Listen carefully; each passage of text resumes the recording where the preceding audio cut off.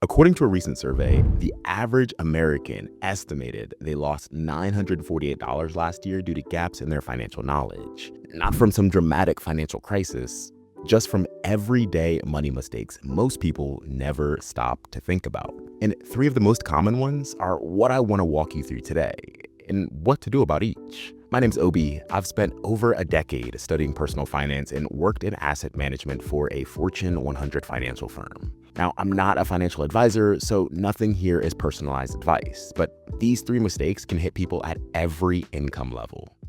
Let's get into it. The first mistake is overdraft fees. The average overdraft fee is around $27, and some of the biggest banks still charge $35 per transaction. In total, Americans paid $12.1 billion in overdraft and non-sufficient fund fees in 2024. Most of the fees don't come from reckless spending. They come from a low balance and bad timing. You see, my dad always had a rule. He would say, never let your gas tank drop below a quarter tank. Not when the light comes on, but a quarter tank.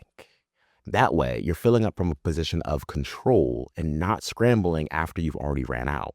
And I've followed that rule for over 10 years and I've never run out of gas. Same idea when it comes to your checking account. Pick a number and treat it as your floor. Not money to spend, but your buffer. When your balance gets close to it, that's your signal to adjust before the next paycheck hits. And you see, that first one is fixable in one day.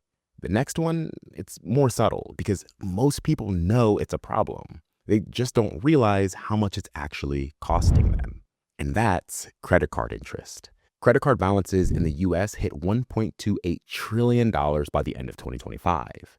The average interest rate on cards from commercial banks is nearly 21%. And in 2024, Americans paid over $160 billion in credit card interest alone.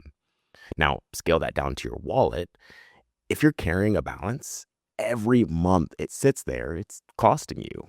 And that money doesn't go anywhere productive. It goes straight to the bank. The goal is simple. Pay your full statement balance every month. And if you're already carrying a balance, consider pausing new charges on that card and putting everything extra towards paying down that balance first. The moment it hits zero, the interest stops. And if you're going to start setting money aside, make sure that your savings is actually earning something.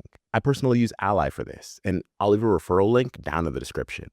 If you use it, you might qualify for a bonus depending on when you're watching this, and I may receive a small commission as well, which helps support the channel. And the last mistake is the one that people push back on the most because it doesn't feel like a financial mistake.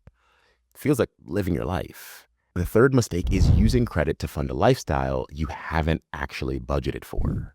Not a crisis, not an emergency, just everyday spending. The dinner, the clothes, the new furniture put on a card that isn't getting paid off in full. Now, there's nothing wrong with spending on things you enjoy. That's part of the point of earning money.